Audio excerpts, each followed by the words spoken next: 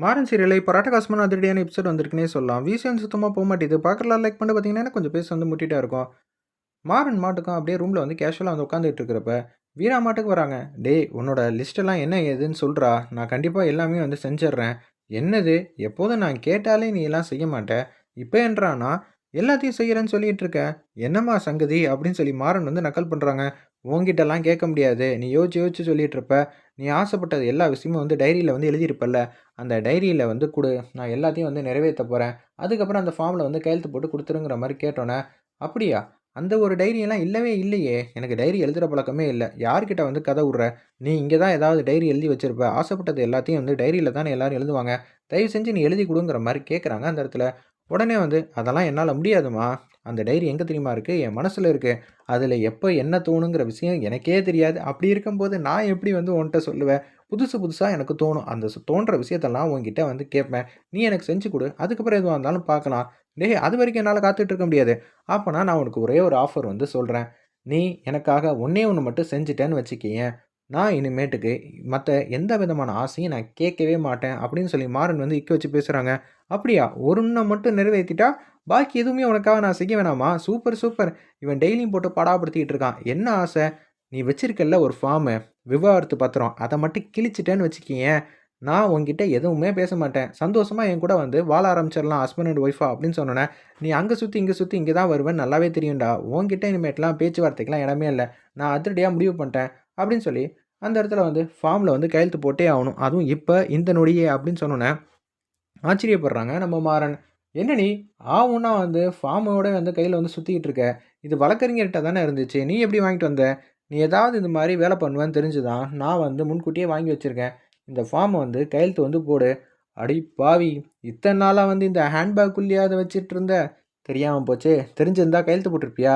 "இல்ல அப்பயே நான் கிழிச்சு தூக்கி போட்டிருப்பேன். அதத்தான் சொல்ல வந்தேன்." அப்படின்னு சொன்னோனே, "ஏய் கையெழுத்து போடுவியா மாட்டியா?" "சத்தியமா முடியாது. என்கிட்ட போய் இந்த மாரி விஷயத்த வந்து கேட்டேன்னா, நான் எப்படி போட்டு தருவேன்? ஆல்ரெடி வந்து நீ நான் கையெழுத்து போடுறேன்னு சொல்றப்பயே, நீ என்ன மதிக்க மாட்டேங்கிற. கையெழுத்து போட்டதுக்கப்புறம், அப்புறம் அவ்வளதான். உன்ன கையிலேயே பிடிக்க முடியாது. மாறா நக்கல் பண்ணாத. கையெழுத்து போட போறியா? இல்லையா?" அப்படின்னு சொன்னோனே, "சரி அந்த ஃபார்ம குடேன்." "கிழிச்சிட மாட்டியே?" "ச்சே கிழிச்சிடலாம் மாட்டேன்." "கண்டிப்பாடா? கிழிக்கக்கூடாது. குட்றி பார்ப்போம்." அப்படின்னு சொன்னோனே, கையெழுத்து தான் போட போறாங்கன்னு சொல்லி மாறன்ட்ட வந்து குடுக்குறாங்க.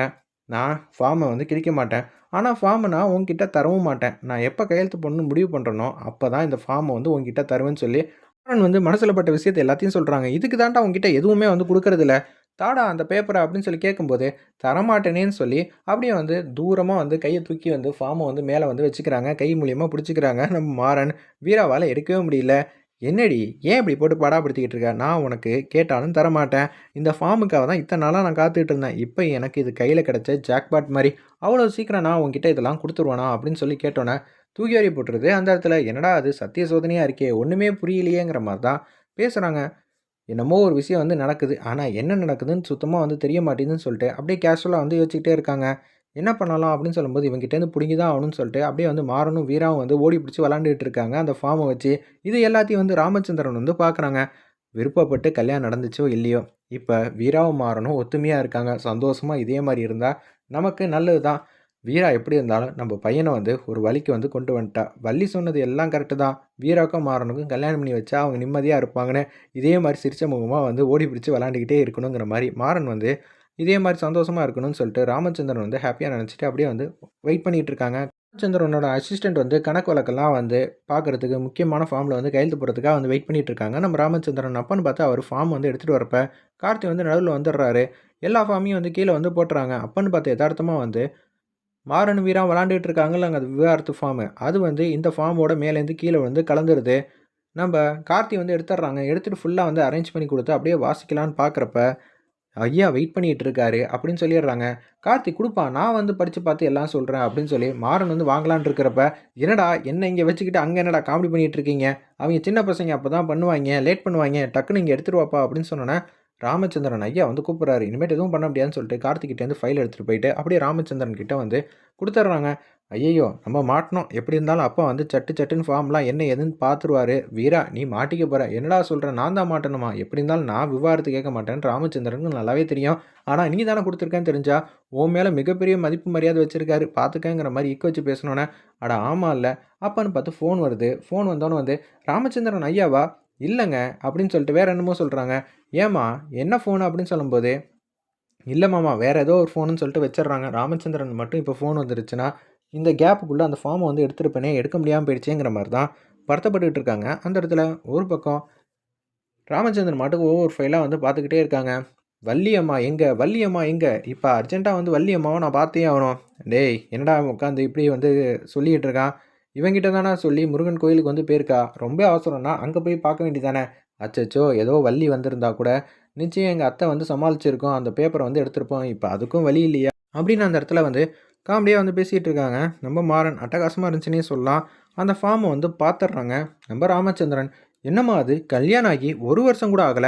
எல்லாருக்கும் சம்மதமா, சம்மதமான்னு கேட்டு கேட்டு தானே இந்த கல்யாண ஏற்பாடே பண்ணேன். இப்போன்னு பார்த்து இப்படியெல்லாம் பண்ணா என்ன அர்த்தம்? இத என்னால கொஞ்சம் கூட ஏத்துக்கவே முடியல. 2 பேரும் இப்ப தானே வந்து சந்தோஷமா, நிம்மதியா இருக்காங்கன்னு சொல்லி என் கடமையெல்லாம் முடிஞ்சிருச்சுன்னு சொல்லி நான் பாட்டுக்கு ஹேப்பியா இருந்தா, இப்படியெல்லாம் பண்ணி வச்சீங்கன்னா என்னம்மா? என் மனசுக்கே கேட்கல. கல்யாணம் பண்றது எதுக்காக? குழந்தைங்க வந்து நிம்மதியா இருக்கணும், சந்தோஷமா வாழணும். அது மட்டும் இல்லாம பேரனோ, பேத்தியோ நான் பார்க்கணும்னு எனக்கும் ஆசை இருக்காதா? சரி எல்லா கடமையும் முடிஞ்சிருச்சு. பொறுப்பெல்லாம் வந்து பசங்கள்ட்ட வந்து குடுத்துட்டு, அடுத்தது நம்ம ஃப்ரீ ஆயிரலாம்ன்னு சொல்லிட்டு யோசிச்சா, இவங்க இது மாரி விவாகரத்து வந்து வரைக்கும் வந்து போயிருக்காங்கன்னா, வீட்ல வந்து நாங்கன்னு எதுக்கும்மா இருக்கோம்? இதெல்லாம் கொஞ்சம் கூட எதிர்பார்க்கல. வீரா என்ன நினைச்சுக்கிட்டு இருக்க? அப்படின்னு சொல்லி கேட்டோனே, வீராக்கு என்ன சொல்றதுன்னே தெரியல அந்த இடத்துல. ஏதாவது சொல்லி சமாளிக்கணும்னா, எப்புட்றா சமாளிக்கிறது? அப்படின்னு சொல்லும்போது, கண்மணி, ராகவனும் இப்படி செய்வாங்கன்னு நெனச்சு கூட பார்க்கலன்னோனே, அச்சச்சோ! இத வந்து ராமச்சந்திரன் வந்து தப்பா புரிஞ்சுகிட்டு இருக்காங்களா? கண்மணி, ராகவனும் பிரிய போறாங்கன்னு, இத அப்படியே மெயின்டெயின் பண்ணிருவோன்னு வீராவும், மாறனும் வந்து யோசிக்கிறாங்க. அந்த இடத்துல, ஆமா, அண்ணி பண்றதெல்லாம் சுத்தமா சரியில்ல அப்படின்னு சொல்லி மாறனும் பேசும்போது, ஏய் பெரியவங்க பேசிட்டு இருக்கோம்ல, சும்மானு இரு. ஓ! வீரா பெரியவங்க, நான் பெரியவங்க இல்லையா? அதுவும் சரிதான் அப்படின்னு சொல்லும்போது, வீரா உங்க அக்கா கிட்ட பேசுமா. எதுக்காக அவங்க இப்படியெல்லாம் முடிவெடுத்திருக்காங்கன்னு எனக்கு தெரியவே இல்ல. அப்படின்னு அந்த இடத்துல வந்து கண்ணா பின்னான்னு வந்து திட்டிக்கிட்டு இருக்காங்க. வேற லெவல்ல மாஸா இருந்துச்சுன்னே சொல்லலாம். அந்த சீன்லாம் ராமச்சந்திரன் வந்து தப்பா புரிஞ்சுட்டோனே, அப்படியே அங்கேருந்து போறாங்க. அப்பாடா! அந்த ஃபார்ம வந்து எடுத்துட்டாங்க. இன்னொரு வாட்டி இதில கையெழுத்து போடுவேன்னு சொல்லுவ? கார்த்தி வந்து கேட்குறாங்க. ராகவனும் கண்மணியும் பிரிய போறாங்களா? டேய்!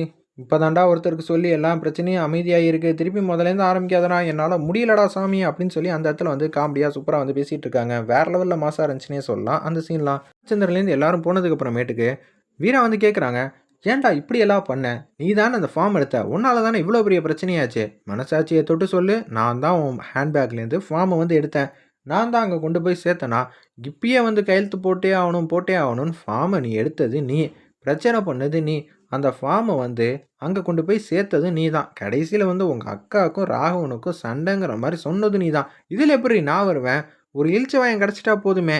அவன ஏமாத்திருவீங்க போல இருக்கே! அப்படின்னு சொல்லி கண்ணா பின்னான்னு வந்து மாறன் வந்து திட்டுறாங்க. சரி, சரி ஓவரா பண்ணாத. இந்த பிரச்சனைய எப்படி தீர்க்க போறோம்? பிரச்சனை பண்ணது நீ தான்.